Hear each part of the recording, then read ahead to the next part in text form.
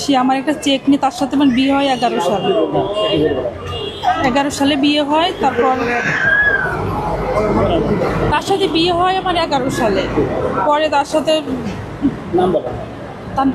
স্বামীর নাম, তার নাম ইনায়েত। ইনায়েত সে হচ্ছে আদম ব্যবসা করে।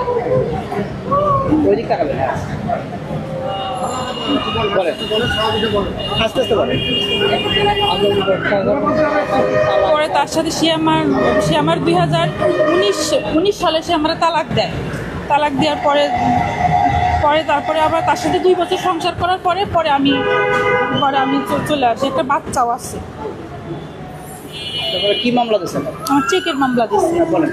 চেকের মামলা দিচ্ছে। আচ্ছা, আপনি একটু এদিকে বলতে পারবেন? আপনি ঘটনাটা একটু বলেন। ঘটনা হচ্ছে যে তার তোমাদের বিবাহ সংগঠিত হয়।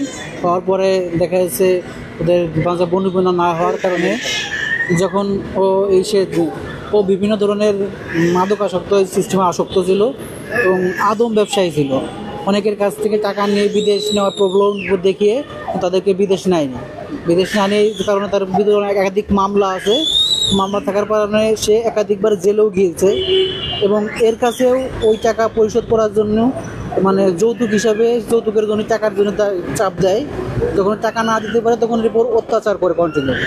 এবং অত্যাচার করার এক পর্যায়ে যখন সে টাকা না দিতে চায়, তখন যখন ডিভোর্স দিয়ে দিতে চায় তখন অত্যাচারের মাত্রা আরও বাড়িয়ে দেয় এবং এক পর্যায়ে সে তাকে ডিভোর্স দিয়ে দেয়। এবং যখন সে স্বামী ছিল তখন তার কাছে চেক বই ছিল, মানে অ্যাকাউন্ট করছিল তার নামে। এই অ্যাকাউন্টের যে চেক বইয়ের যে কপি কাগজ, এই চেক বইটা তার কাছে থেকে যায়।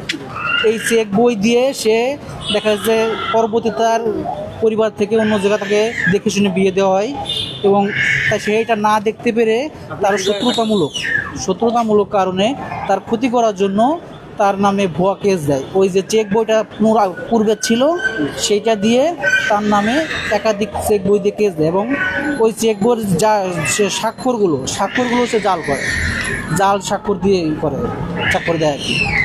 এবং এই চেক বই যে অ্যাকাউন্ট নম্বরটা ছিল ওই অ্যাকাউন্ট নম্বরে পর্যন্ত কোনো টাকা লেনদেন হয় না। সেইটা দিয়ে এদের উদ্দেশ্য প্রণীতভাবে মানে এদের ক্ষতি করার জন্য আমাদের যাতে তার সংসারটা সঠিকভাবে না থাকে এই জন্য সে এই কাজগুলো করেছে। আপনি তো পরের স্বামী। জি। এর আগে যখন বিয়ে করছিল মামলা কি আপনার ঘরে এসে খাইছে নাকি ওই ঘরে থাকা? না, মামলা সে যখন এখানে চলে আসে বিয়ে হওয়ার পরে, বিয়ে হয় আমাদের 20 বছর, 2 বছর পরে সে ওই চেক বই দিয়ে মামলা দেয় এবং তার কাছের কিছু আত্মীয় লোক দিয়ে এই চেকের মামলাটা দেয়।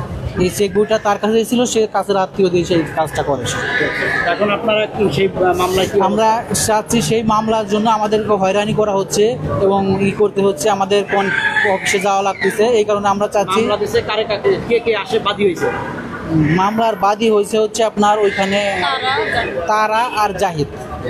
ওরা দুইজনই ওদের বাড়ির প্রতিবেশী, আশেপাশের লোকজন এবং তারা ওদের প্রতিষ্ঠিত এবং এইটা হয়রানিমূলক কী করছে যাতে আমাদের সমস্যা সৃষ্টি করবে। এখন আমরা চাচ্ছি যে তার এই ভুয়া এবং আমাদের যে চেক বইটা সে থাকাকালীনভাবে যে রাখছিল, এই চেক বইটা যে ভুয়া স্বাক্ষর দিয়ে যে এটা করছে, মানে মামলাটা করছে, এই ভুয়া চেক বই দিয়ে যা মামলা করার কারণে আমরা তার দৃষ্টান্তমূলক শাস্তি চাই এবং এই মামলা থেকে যাতে আমরা অব্যাহত পেতে পারি সেটা আমরা সরকারের কাছে দাবি জানাচ্ছি। আপনি তো মেয়ের বাবা।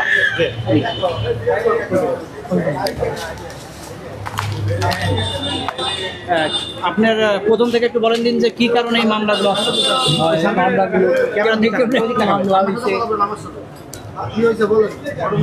হয়েছে হলো আমার মেয়ে তো আগে বিয়ে দিয়েছিলাম, ওর লোক তো খুব সিটার লোক, জানি না আমি জানি না, বুঝছেন, জানি না। পরে খুব বেশি পরে আপনার ওই আমার মেয়েরা খুব অত্যাচার করতো, বুঝছো। পরে মেয়েরা ডিভোর্সও দিয়ে দিছিল, বুঝছেন। ডিভোর্স দিয়ে দিলি পারা ওই মেয়েটা আমি নিতে আইছিলাম, নেওয়ার পরে আবার তারপর উনি চেয়ারম্যানদের সংশোধন করে আবারও ঘর গেছে। পরে আমি মেয়েটা নিয়ে ডিভোর্স দিয়ে দিয়েছিলাম, বুঝছেন। ডিভোর্স দিলে একটা চেক বই ছিল, ওই অ্যাকাউন্টের একটা চেক বই ছিল, সেই চেক বইটা নিয়ে ও আমাদের নামে মিথ্যে মামলা করেছে, বুঝছেন। মিথ্যে মামলা করে আমাদের হয়রানি করতেছে। ফিরে মেয়ে অন্য ঘরে বিয়ে দিচ্ছি বলে এই জন্যই ও আমাকে হরান করতেছে। আপনার নাম কি? আমার নাম মোহাম্মদ আলী আকবর। টাকা পয়সা মামলা দেওয়ার আগে তো টাকা আমার ওই জায়গাতে সে বিদেশে যাওয়ার থেকে অনেক টাকা নেছে, বহুত মানুষের কাছে টাকা নেছে, বুঝছেন? টাকা নিয়েছিল মানুষের কাছে, দাবি তো করিয়েছিল, আমার কাছে টাকা দাবি দাবি করছে। বুঝলে?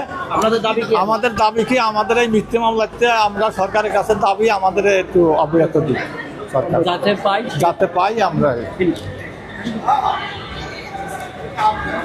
Immigration to Canada. We provide the best quality service and solution for Canada immigration. Please visit our website and contact for details.